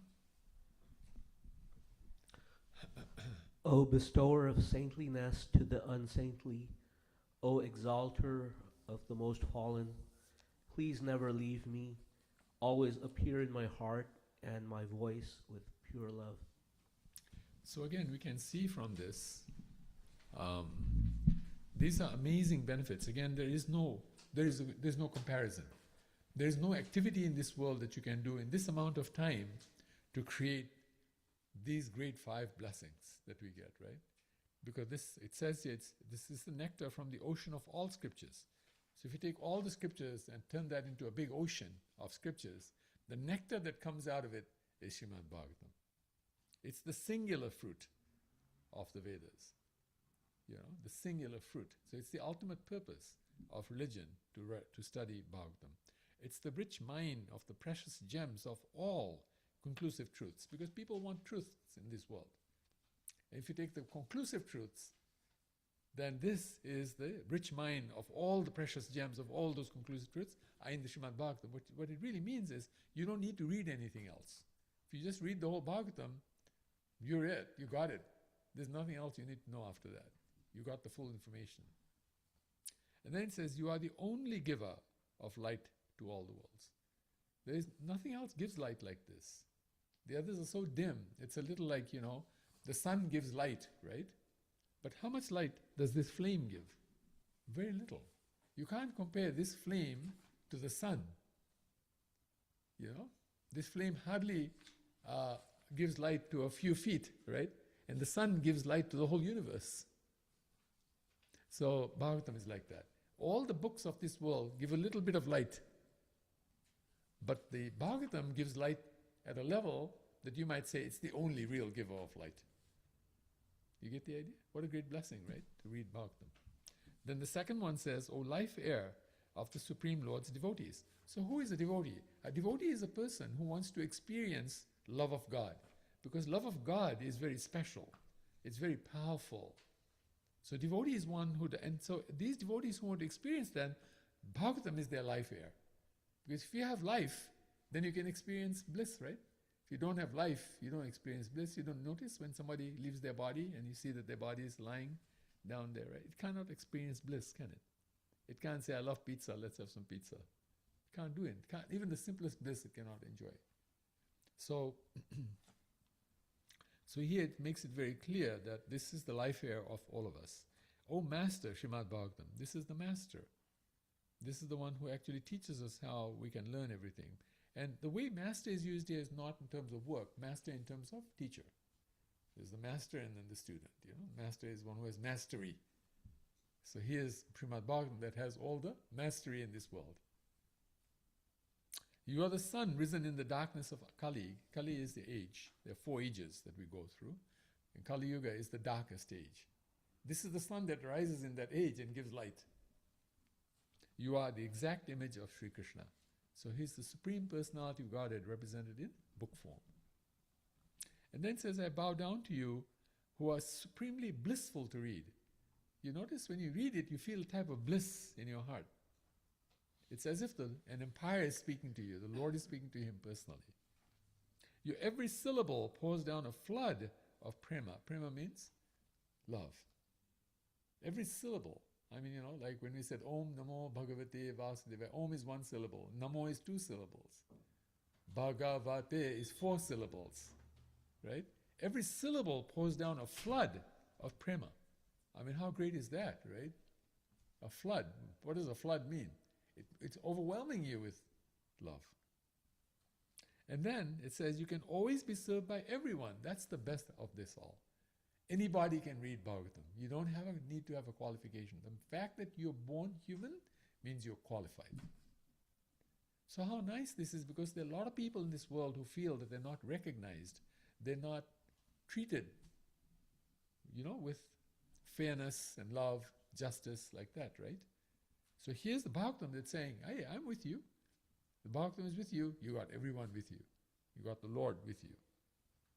And then it says, you are Sri Krishna himself. You are the Lord himself. Then it says, my only friend, because we're all looking for friends. Again, when we say only friend, we're comparing again the sun to this light. How much light does the sun give compared to how much light does this give? So others can give you friendship, but that friendship cannot compare to the friendship of God himself. When God becomes your friend, oh my God, there is nothing you cannot do in this world. That's true miraculous greatness. That is why we keep saying, right, that Atamva's purpose is actually so that you may now have the miraculous greatness for which you were actually manifested, you were created. You were created for miraculous greatness. Live life on your own terms. This is the type of friend. My constant companion. Even if we do have friends and companions, we lose them from time to time, right? You may love your wife, but then you have to go to work. And at work, your wife can't come with you, right? You know, she can't do everything for you at home. She might be doing everything for you, cooking for you, washing the dishes, you know. Not all wives always do that, but I'm saying that imagine your wife was doing everything for you, which generally is true.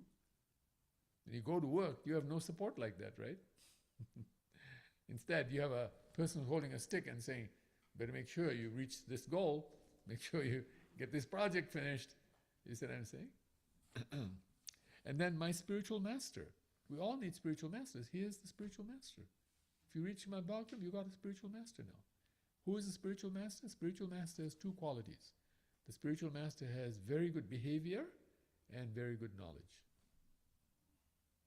They have good character and they have full knowledge. They can give you the answer to any question. That's Srimad Bhagavatam. My great wealth. Everybody's looking for wealth in this world, right? Here's the wealth. If you read Bhagavatam, you'll become very wealthy. In fact, you'll notice, for those of you who will join us in Atamva, everything in Atamva that we teach is coming from the Bhagavatam. And you'll see it creates amazing results. We just do it from the Bhagavatam. That's what we did. It's nothing, there's no great intelligence in any one of us who is in the program, you know? We're all learning, we're all very insignificant in many ways, but the Lord is fully significant. So when you have the Lord with you, it sounds like you're very significant too. People say, wow, that was very smart, man. Where'd you learn that from? How did you come up with that program? And you think to yourself, I didn't come up with that program. That program is the Lord's program. And we're just actually the instruments delivering that program. My Savior, we need saving because this world is going to fall on us like a ton of bricks. Happens all the time, no matter how successful we are, right? But, you know, I'm referring here to Nancy. Nancy runs a very successful business, but there are times things overwhelm her in that business. And you wonder, what do I do to sort this out? You see what I'm saying? No matter how successful you are, you can take anybody, the most successful person on the planet. They're all overwhelmed from time to time. So this is the one that saves them, can save them at any time. If ever you're overwhelmed, turn to the Bhagavatam. You'll see it'll save you. My good fortune. Everybody's looking for fortune in this world. This is the good fortune. My source of ecstasy. Actually, that's the purpose of life, by the way. To be happy and to give happiness to others is the purpose of life. Here's the source of the ecstasy. I bow down to you. Then it says, O bestower of saintliness to the unsaintly. Because we are unsaintly, right? We have so many faults in us, you know, so many things that we don't do right, correct? And this bestows saintliness to us. O exalter of the most fallen. So obviously we don't do very well in life. We're pretty insignificant, but this exalts us, makes people to think and see, wow, what a great person, right? It exalts us. Please never leave me. Always appear in my heart and my voice with pure love. This is very important. It ends like this. Our heart should be a repository of pure love. Our words should be a repository of pure love. If your heart is full of pure love and you speak with pure love, everybody's going to love you. You know, there used to be a program on TV, they said everybody loves Raymond, right? Remember that? On TV, everybody loves Raymond, right? But everybody didn't love Raymond, did they? But everybody loved Prabhupada. Why? Because Prabhupada loved everybody because he was filled in his heart with this love. You know, like that. So these are the 5 great benefits of the Srimad Bhagavatam. Combine that with the 7 other benefits, 12, there's nothing missing in this. Everything is here. Just in these 2 activities, chanting Hare Krishna, doing Kirtan, and reading Srimad Bhagavatam. Just do these 2 things. Your life will be totally successful. You will have the intelligence of how to do things. You will know why you should do things and how. These are the 2 big words in this world, why and how. Why should I do what I'm doing and how do I do what I do? Once you get your why down, if your why is very strong, right? There's a saying, the more powerful the why, the bigger the why. The bigger your why, the greater you're going to do in your life. And then after the why, the question is how. Okay, I want to do this, but how do I do this? So the why and the how are 2 important things. And what does that give? If you do your why and you do the how, then you will get your outcomes. Then you'll get the results you want, right? So if you look at it, WHO, what does that say? Who. That says who. Who is the most powerful thing in the world? And that who is God himself. And there's your confirmation. It dinged right then. God is the who. If you attach to God, you have your why, you have your how, and you'll have your outcomes. Simple as that. And that's why we started Atamva. And from Atamva came this program called Smile. Because in this program, we talk about these things. You see what I'm saying? And so in this part of the program, we also talk about micro wins. What does micro win means? Do something small. I'll tell you something I did that really changed my life. I just read 5 minutes of Srimad Bhagavatam at night. All I did. Nothing. Everything else, I was pretty much nondescript. But I read 5 minutes about them, then I would go to bed. I would sleep after that. Just fall off to sleep after that. And it amazingly changed my life. Magic started happening. That was a micro win, right? It was micro. 5 minutes is micro. But major mercy came out of that. Such major mercy, the whole Atomic program got started, Smile got started, all this got started just from that 5 minutes of reading. Tells you what a micro win gives you great mercy, right? So now, it's not always that we'll pick such a nice micro win, but pick any micro win. What it will do is it'll give you some results. Those some results will make you feel authentic. It'll make you feel like this is real. Authentic means real, right? And when it becomes real, you become happy. You feel like, wow, man, I did it, you know? And then what that does, it gives you more enthusiasm to do something even bigger. So you start with a little action, it's a little circle, right? Then you go to a little bigger circle and a little bigger circle. And the next thing you know is that it became a whole huge circle, like a movement. You see what I'm saying? So each and every one of us is a movement like that. So that's what micro wins and great mercy speaks about. So always, from this, after you hear this, always choose something as a micro win in your life. And study it and see how it's turning into some result. Then from the result, something that makes you feel authentic. From your authenticity, your happiness increases. That makes you do something even bigger. Take your time. The micro win doesn't have to be done in 1 week. It can be done in a month. It's okay. The result may come in a month. That's okay. Sometimes it comes pretty much within 5-10 minutes, the results come. But when you become enthusiastic, you naturally are going to do more, right? From the 5 minutes of reading, we've started Smile now, where everybody's reading together. That's more than 5 minutes now, right? We're starting a movement based on a small micro win. You see what I'm saying? All of us can do this, because all of us are completely loved by Krishna. God loves each and every one of us completely. Completely, not partially, completely. So any one of us can do whatever God does. Why? Because when you connect with Him, He's the one who does it. We're just reflecting, right? It's just like when I'm talking on this phone, I'm the one who's talking, but it sounds like the phone is doing the talking. You see what I'm saying? Like, you know, He spoke to me on an iPhone, right? I heard Him on iPhone, you know, like that, right? But it's not the iPhone that does the talking. I'm the one who's doing the talking. But the iPhone gets the credit. It's a good phone. It transmits my words correctly. So same with the Lord. If we reflect the Lord, people will give you the credit. And the Lord wants you to have a credit because you are His kid. We're all His kids. And every parent wants to give credit to the kids so that the kids will do well, become encouraged, and do better in their life. And when they become successful, the parent feels, I did a good job parenting. My kids turned out to be successful. My kid became the President of the United States of America. My kid became the Chief Justice at Supreme Court. My kid became whatever, the greatest coach in football. Whatever, you see what I'm saying? That's Krishna. That's what He wants from each and every one of us. He wants us to become the greatest. You might think, how is it possible that 9 billion people can all become fully successful? You don't have to worry about that. It's possible. Do it, then you'll see how 9 billion people can be successful and the world will become like heaven, right? If you have 9 billion successful, happy people in complete bliss, we're already in heaven. We created heaven. What's wrong with that, right? Think big. We're now in the United States. Prabhupada would say that he had a disease. He says, my disease is that I cannot think small, he said.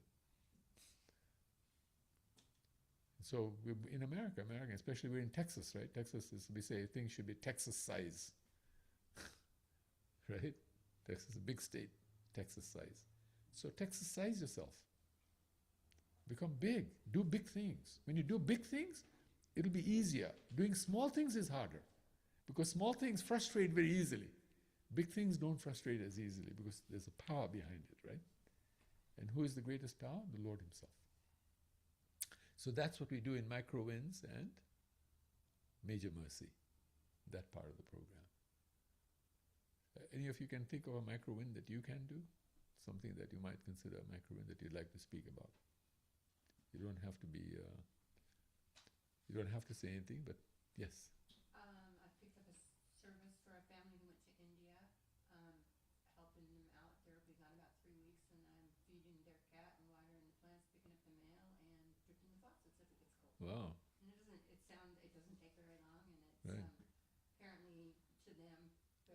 it's huge. helpful. It's huge. I mean, they could not manage going to India if that didn't happen. And by the way, that's not really a micro win. That's like a macro win. You're doing big work there. That's very hard. It doesn't, you What? know, I don't have, I'm semi-retired, so Yeah. I don't have. And also you have that greatness of heart to feel like that. But you know, for most people, that's you doing what you're doing is not a micro win. You're doing a macro win there. That's like a big, big service. If you can help somebody at that level for 3 weeks, that is not common. That's not possible for most people. They just can't. And you consider you're retired, but even retired people won't do that. Many retired people not. It's too much work, right? First of all, cats are not easy to serve. Anybody who's had a cat knows the cat is the real boss in the house. You're not the boss. You know what I mean? The cat's going to boss you. So serving a cat is never a micro win. And then if you add to that you have to also pick up the mail, and you have to also, what else do? You said? Water the plants. Water the plants. But, Yeah. picking up the mail only takes a few minutes. Yeah. The cat is very easygoing.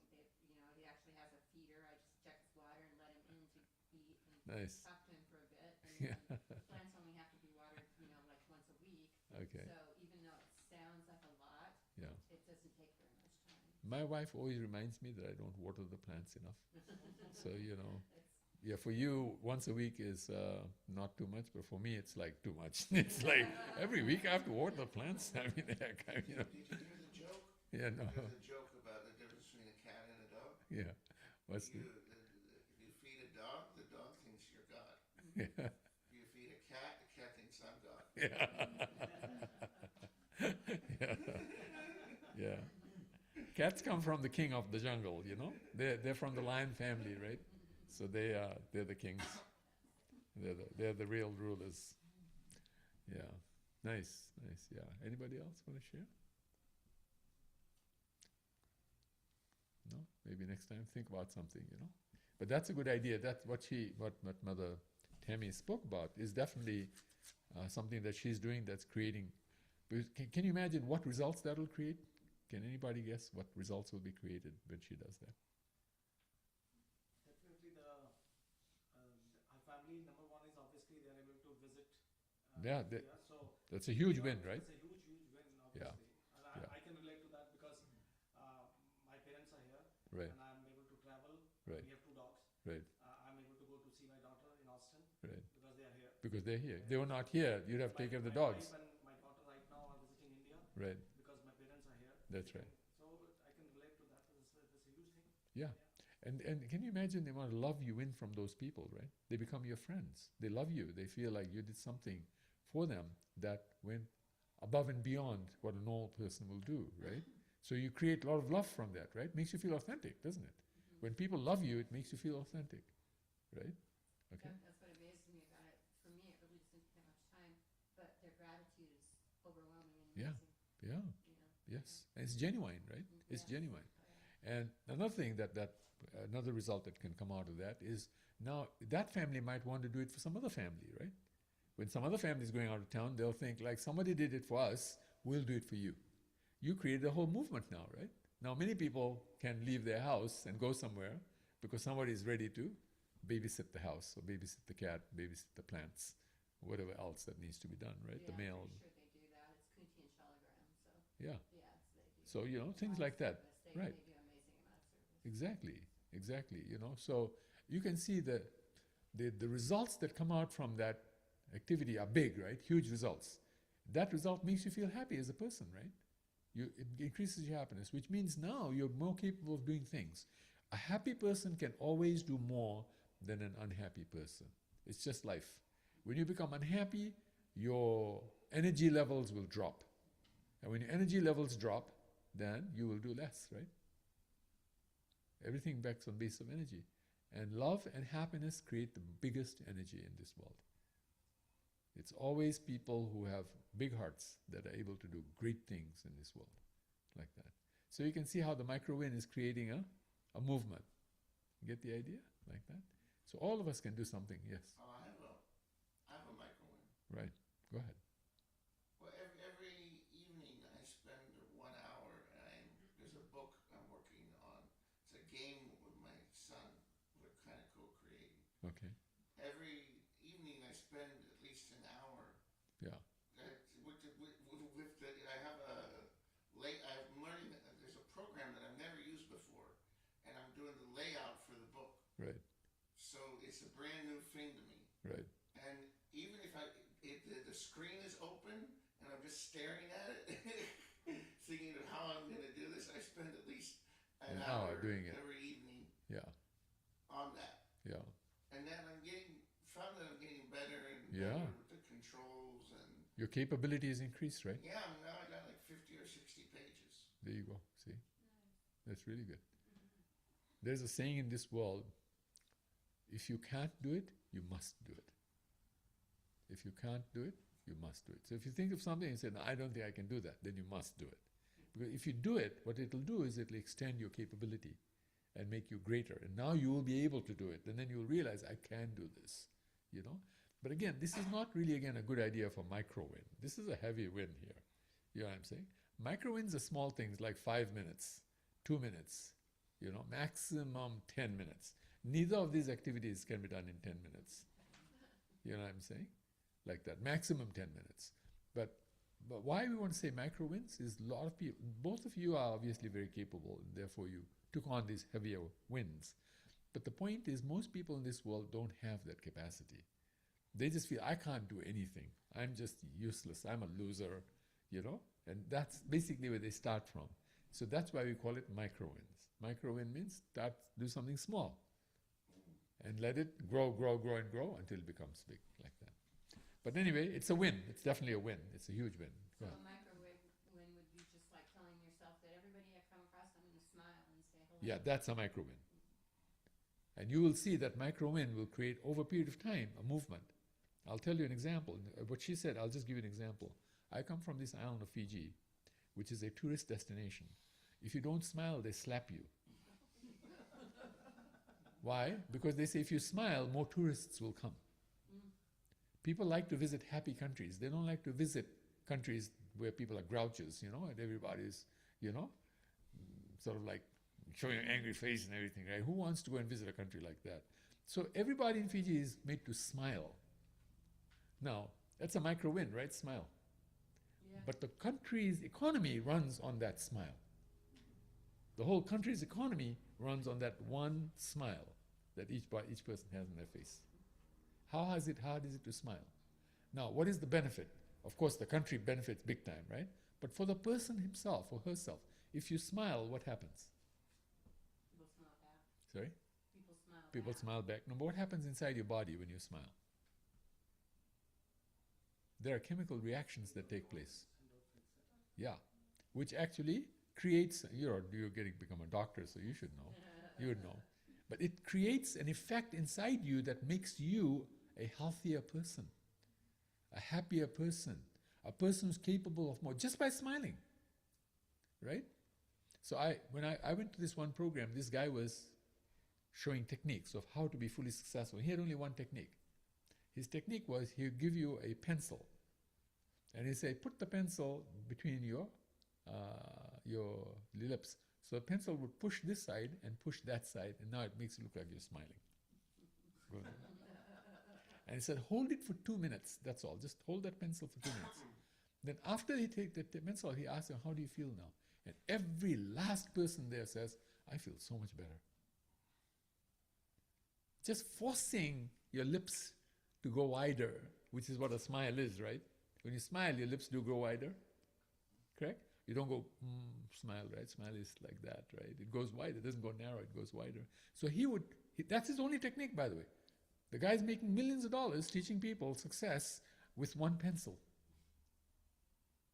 He's just showing them, and he leads up to that program. He doesn't start with that. He starts with this, that, and the other, and bouncing around on the stage, and this, that, and the other, and people think, man, I can't do all that. This is too hard, I'm bouncing like that and doing this, that, and the other. And then he tells them, there's one thing I do that makes all this happen. And then he comes out in the end, and with this little pencil, and says, this is the answer. And everybody looks at the pencil and thinks, what the heck is that? You know what I mean? It's blunt, by the way. Both edges are blunt, not sharp on one side, right? And then he tells them, okay, take the pencil now. Everyone take a pencil and put it on your lip here and put it in, and he shows them how to do it. And they all do that. And he says, hold it for 2 minutes now. Nobody can say anything, do anything for 2 minutes. He's just going like that for 2 minutes. And then he said, now take it out. And then he asks everybody, how do you feel? Every last person say they feel better. What a great technique, right? Simple. That's a micro win. 2 minutes is a micro win. You see what I'm saying? Use micro wins and create major mercy. These micro wins create major mercy. Right? Just telling yourself, I'm a child of God. I'm the son of God. I can talk to God. I can talk to God. Start talking. You don't know who God is. You don't know His name. But call Him God. Only God can hear, right? The false gods can't hear because they're not God. They can't hear. Only God can hear. God can hear everybody in creation simultaneously. I mean, that's not even possible, right? Is it possible? I had a friend in Fiji told me, nah, that's not possible. How can God listen to everybody at the same time? I said, that's God. That's why He's God. Nobody else can be God. And speak to that person now and say, hey, I need some help. I need this, that, and the other. And again, the world is replete with stories of how God responded to the person. Despite the fact the person had no faith. No faith. This is not with faith. This is without faith. They're talking to God. Because they were asked to do that. And they were desperate. They needed something. Nobody was coming around. The only one person they could talk to was God. They had no other choice. Because nobody else would listen to them. Nobody wanted to be with them. They were in trouble, so who wants to be with the person who's having a problem, right? Who wants to buy a problem? Who wants to go down a rabbit hole, like I say? Nobody, right? Because there are snakes inside the rabbit hole. It's going to bite you, and then next thing you know is you're going to become the dead rabbit inside that hole. So my point is that, these are micro wins. If we teach these micro wins to others, can you imagine how much they love you? How much do you have to charge for this? Nothing, right? It's just, you have that understanding, you give it to somebody else. That's smile. We called it smile because it's smiling, right? It's a smile. We want everybody to smile like that. Does that make sense, by the way? Yeah? So let's hear more in our future meetings as well. Don't be shy. Just we need a smile. We started with 2 bad examples here because both of them didn't give me a micro win. They gave a macro win. So you guys might get intimidated and say, I have to say something as big as that now. Otherwise, I'll sound like I'm stupid. No, please come up with a micro win. And then micro wins, it will create great mercy. And then that makes everybody encouraged. Yes, I can do that. Not everybody can do what he does, and not everybody can do what she did. I can guarantee you. But a micro win, everybody can do. Smile, everybody can smile, right? So tell them, smile. Just smile. Would a micro win be something as simple as, like, you have your Prabhupada box, right? Yes. What I do, if people, sometimes I give remedies in the chart. Right. And if they don't have a good Venus, I was like, just put a little music in the background. Right. And it will increase the Again, that's not a micro win, though. That's not a micro That's a huge win. That's a huge win. That's It's a huge win, but it takes 5 seconds to turn it on. No, but you have to go and buy the stuff first. Oh, okay. Remember, you have to buy it first. You have to go online and search for it, right? I mean, who wants to go online and search for anything? Yeah. Only a dodo, right? We're all dodos, by the way. So, we like to go online and search for things, My point is, a simple person, that's too much. Simple person would be things like, okay, right, for example, how much water do you drink every day? We ask a person. Let's just say, ask a person. So he says, I drink 2 glasses of water. Tell him, add 1 more glass. Okay, that's a micro win. How about if you're not a person who chants their rounds, their 16 rounds, if you could just do 1 round a day, that takes 6 minutes is all. Or 6 to 8 minutes. It's not a micro win because to get someone started on chanting is not easy. But if somebody's already chanting, say, for example, 4 rounds, and you tell them increase it to 5, that's a micro win. Means they're already doing it, and it doesn't take much to do a little bit more. You see what I'm saying?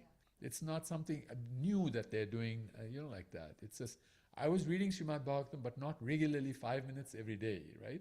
So I started every day reading 5 minutes. And I would cheat. Sometimes I only do 3 minutes.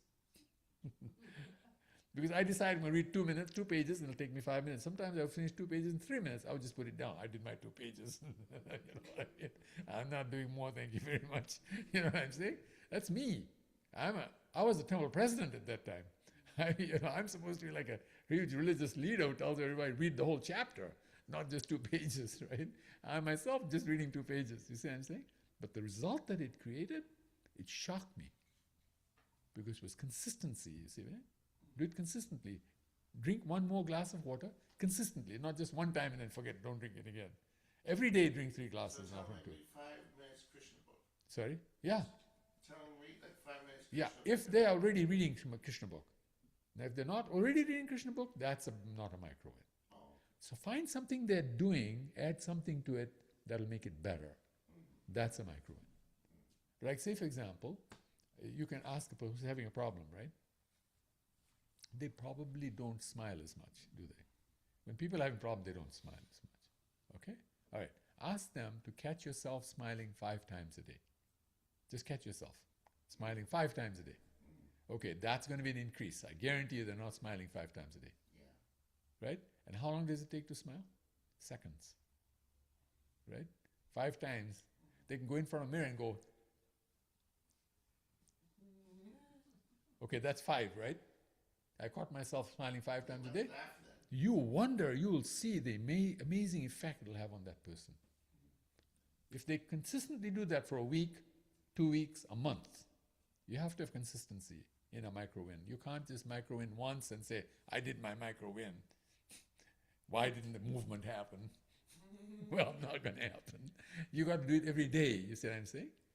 A little bit every day, but it's easy, it's not hard. You see what I'm saying? That's a micro-win. Okay? So you can all come up with more ideas of micro-wins, but I just want you to understand what a micro-win is. A micro-win is easy. That's why it's called micro. They say inch by inch, it's a cinch. Yard by yard, very hard. You guys tend to give me examples of yard by yard, you know what I mean? And you think it's easy because you've been running miles, so now yard is easy, right? But these guys haven't been running at all. They're hardly standing up, you know? So let's help them, right? And those micro wins will then convert. It's funny. Do you know in homeopathy, that's the principle, right? They water down the medicine so much. They say the more you water down the medicine, the more potent it becomes. And allopathic says the other way around, right? I know my sister-in-law would tell me when I get sick and I get, you know, these, what do they call them, those things that you take, what's the name of those? Antibiotics. So the doctor will prescribe me antibiotics, right? She will tell me, the first day, you take a double dose. That's what she'll tell me. You really want to get well, first day, double dose yourself. Then go back to the dose again.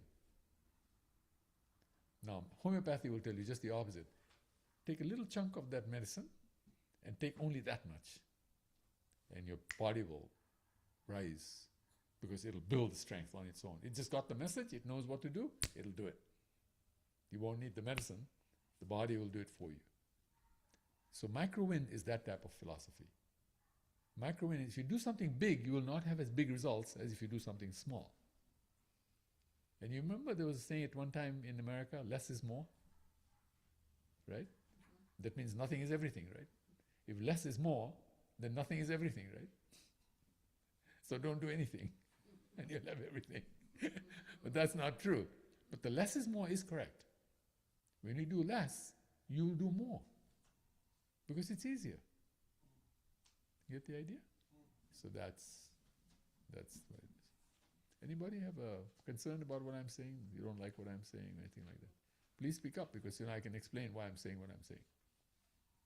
Makes sense, right? Okay. Any other points before we start Kirtan again?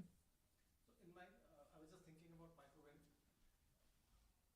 Why should we think about a micro-win which can be a moment? Why don't we think about micro-win for ourselves? Like for example, one example is that in our Bhakti Vaksha we don't have anybody who can play music. So I started learning Mridanga. So I'm spending 15 minutes, and to your point, sometimes if you just need to start. Sometimes we're just scared, and it's not difficult. I'm getting there. I'm hoping that in 1 month I should be able to play at least for one tune or two melodies or something like that. But then this is not a movement. This is something which I'm doing for our Bhakti Vaksha. So micro-win can be something for just yourself, not something to keep in mind can become a movement, no? No. I would totally disagree with you, and I'll tell you why. First of all, ask around this room how many people who don't know how to play Mridanga would like to do 15 minutes of Mridanga every day and learn how to play Mridanga. Ask. There's one person, maybe two. Most there are three. Most in this world will say, sorry, I'm not interested in learning 15 minutes of Mridanga. Okay? It's a minority of people who will take that action. That's not a micro win, that's a macro win.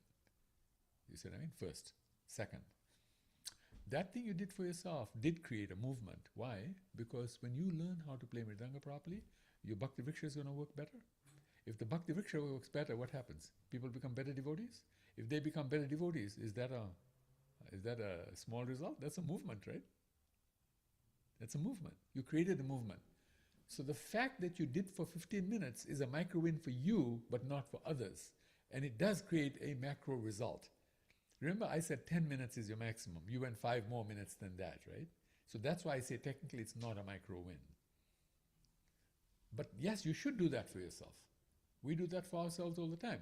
When I had to learn AI, I decided I'm not going to learn AI. I don't want AI. I hate AI. Why are we doing AI again?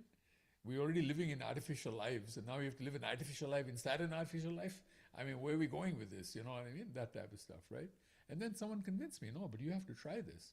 So I started spending, in my case, 1 hour a day studying AI. Today, it has benefited me so much. I cannot describe the great benefits I've got. But that's not a micro win, because it's not easy for others to do that. You know what I'm saying? I did it because I was so determined. I wanted to help Atomva do well. That's why I did it. You see what I'm saying? But ordinarily, I would never do it for myself. But it was for Atomva that I did it. So you did it really for the Bhakti Vriksha. You really didn't do it for yourself. You were sacrificing your time, your talent to help the Bhakti Vriksha. In the micro win, you're doing it for yourself. Now, you might say, I did do it for myself. Now I know how to play Mridanga. I feel good. I can play Mridanga. That part is correct. The part that's not correct is it's not a micro win.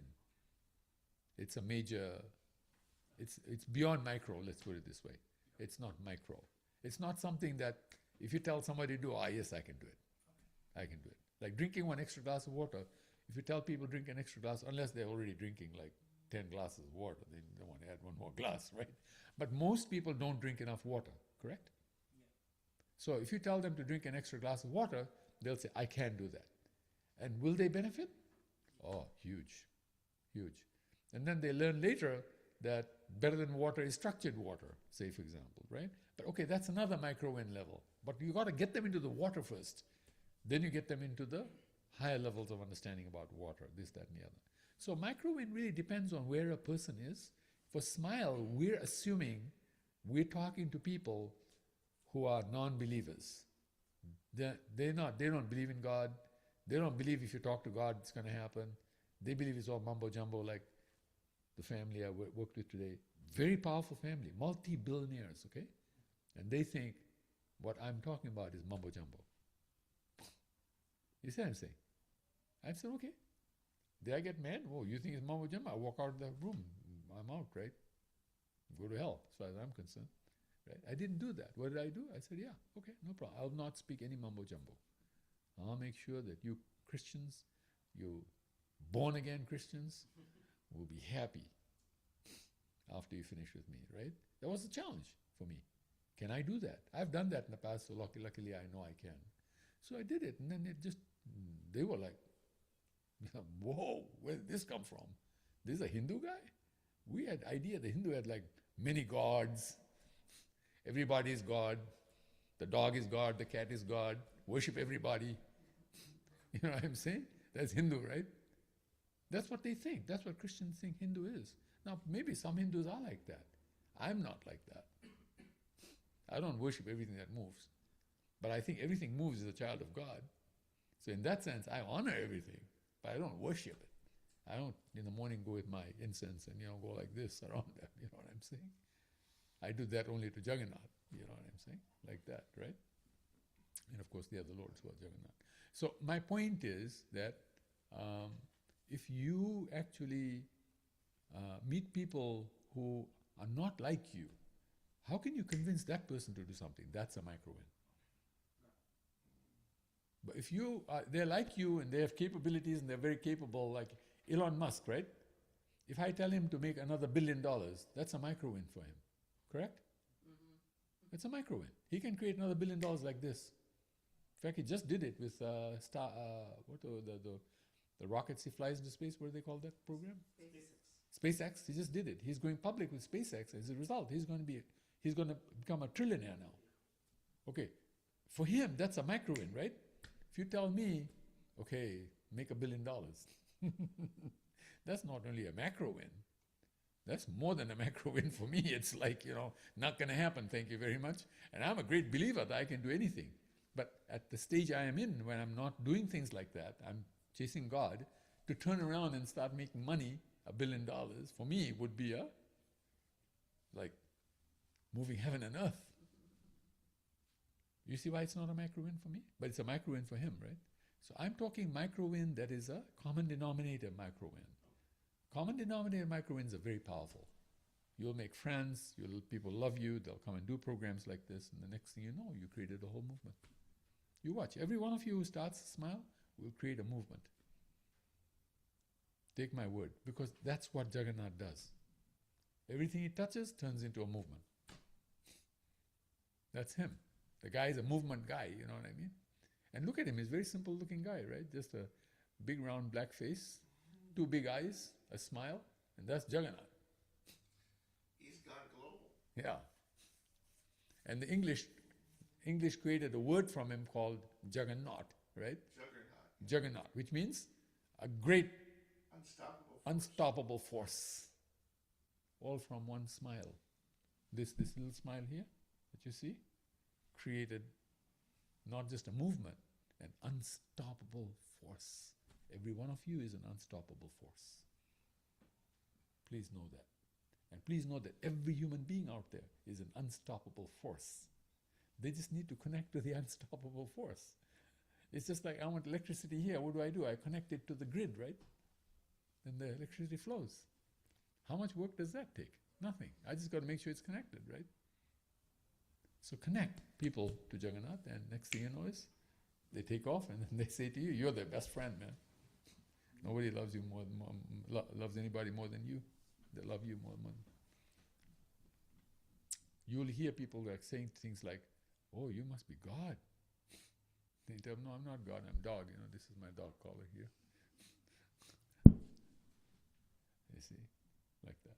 So it actually is, this is just amazing. What we're doing here with this SMILE program is way beyond amazing. Keep it simple, that's what I'm going to say. Please don't complicate this by asking people to do things that are hard. Easy. Keep it simple, stupid, like they say, KISS, right? KISS, keep it simple. And then you will see great things will happen. Then, of course, they don't have to be simple anymore after that, right? But they're doing it now. If Elon Musk joins your program, you don't have to tell him, let's make another $100,000. Tell him, let's make another $10 billion, right? Because the guy is capable of doing that. You see what I'm saying? So you work according to the capacity of the people you have, but you speak according to the capacity that the common denominator person has. Keep it there. You will see the program be very successful. When Hare Krishna started, Prabhupada was very simple in what Hare Krishna was. Today we become so complicated that people become overwhelmed coming and joining us. Wow, Srimad Bhagavatam, this big book, and then then you got to chant, and then you got to eat prasadam, and you got to associate with people, and then you got to wake up early in the morning, and you got to shave your head and have a sikha, and then the list goes on and on and on and on. And the people think, how am I ever going to be able to do all this? Right? And then they don't join. What did we do? We complicated things so much that it became overwhelming. Keep it simple. Just chant, read, micro wins, you got it. Next thing you know is you're doing amazing things in life, and you think to yourself, how did that happen? And you'll always come back to one answer. There was this guy here. There was this guy.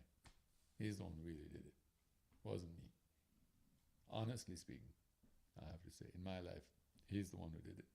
I was just like the instrument who he used to do something, just like I used this phone to do something, That's all. Does that make sense? Yeah? Because I'm encouraging you all to please connect with others, you know? Help others in your life. If you help others, they'll love you. They'll just completely love you. All right, so we'll do some kirtan, maybe 5 minutes. Sorry, we've held you up so long and had to listen to all of our banter. It was really nice. Okay. It's something that I can work on as a college student. Yeah, you can start in your own group, a small smile group, you know, and help them learn small micro wins and things like that. Then they think you are the guru, you know what I mean? Then they're like all run on you like the Pied Piper, you know. All these people running after you.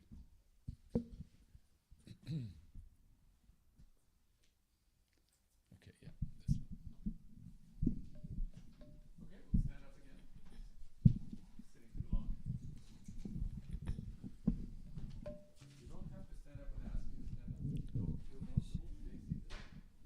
Whatever makes you happy.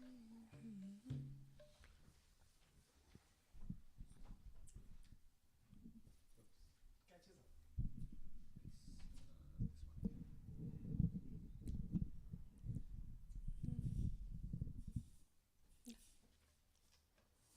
Hare Krishna, Hare Krishna, Krishna Krishna, Hare Hare, Hare Rama, Hare Rama, Rama Rama, Hare Hare.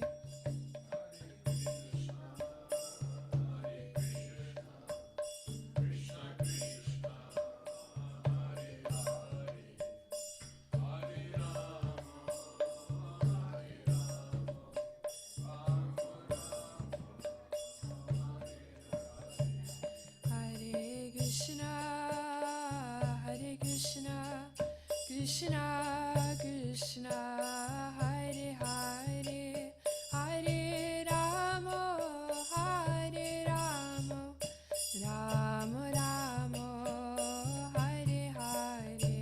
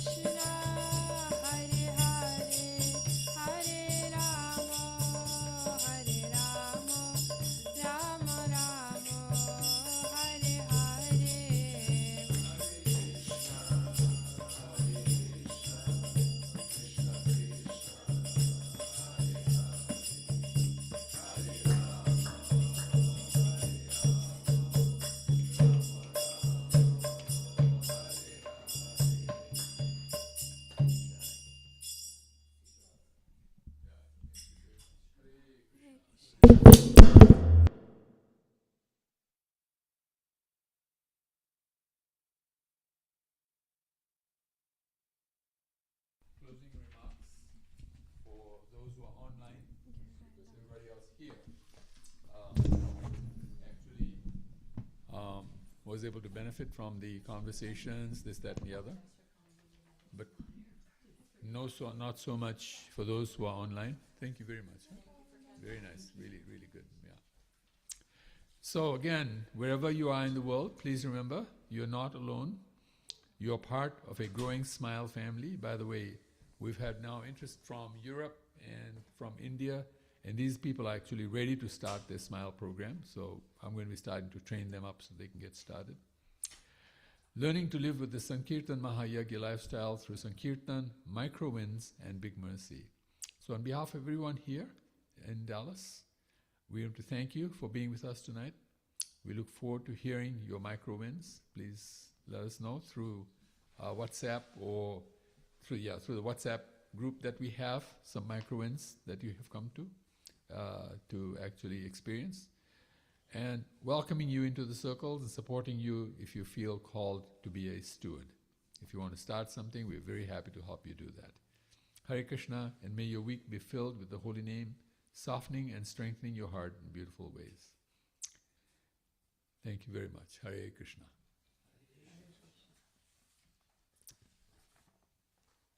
Okay, so yeah, we cut.